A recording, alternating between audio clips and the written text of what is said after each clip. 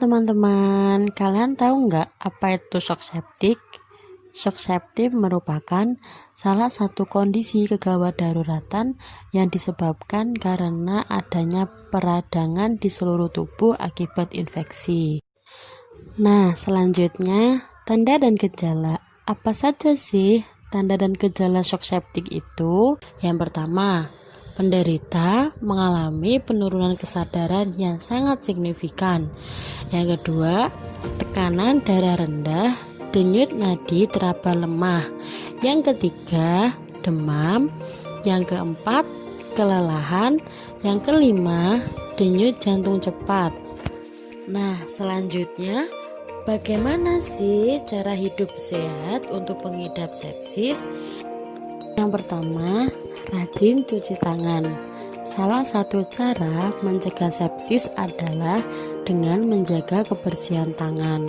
Dengan selalu mencuci tangan, kamu dapat mencegah perpindahan dan penumpukan mikroba yang dapat masuk ke dalam tubuh.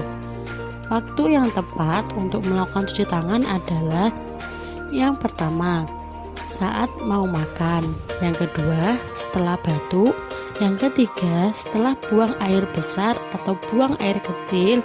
Dan yang terakhir, setelah kontak dengan lingkungan luar. Yang kedua, mengkonsumsi makanan sehat. Contohnya seperti yogurt, sayur hijau seperti bayam, kangkung, selada, dan buah beri. Yang ketiga, mengkonsumsi makanan yang matang.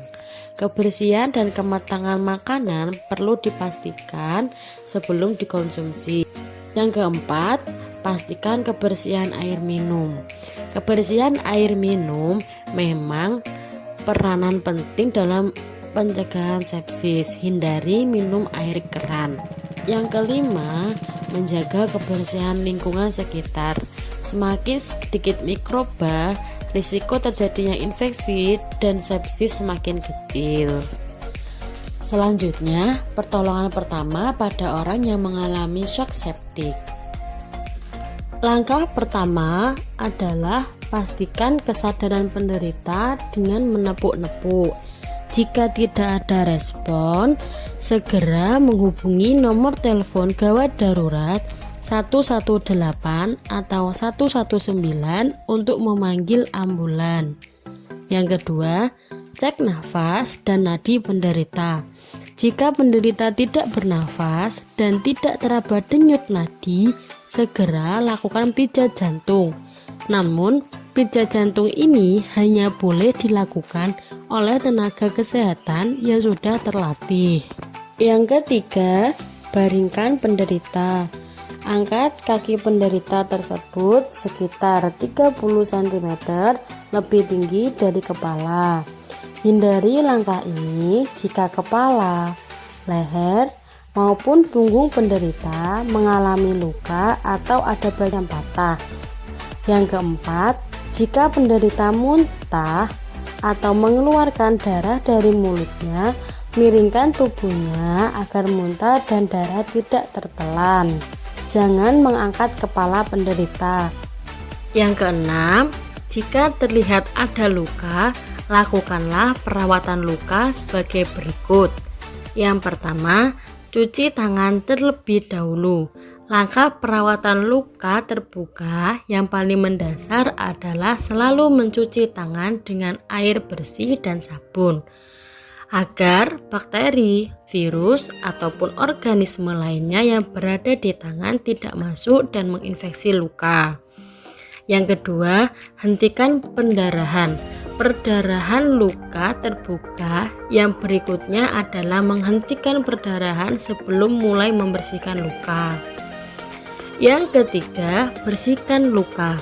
Tahapan perawatan luka terbuka selanjutnya adalah dengan membersihkan luka di bawah air mengalir secara perlahan. Yang keempat, oleskan krim antibiotik. Anda dapat mengoleskan krim antibiotik secara tipis pada luka untuk mengurangi resiko infeksi pada luka. Yang kelima, tutupi luka. Perawatan luka terbuka Yang penting lainnya adalah menutupi luka dengan perban untuk mencegah luka terbuka kembali atau terinfeksi. Yang ketujuh, pastikan penderita nyaman. Misalnya, menyelimuti penderita agar tetap hangat. Yang kedelapan, longgarkan pakaian penderita supaya jalan nafas tidak terhalang. Yang kesembilan, jangan memindahkan atau menggerakkan penderita kecuali ia berada di tempat yang berbahaya, misal di tengah jalan. Yang ke-10, dilarang memberi makanan atau minuman pada penderita.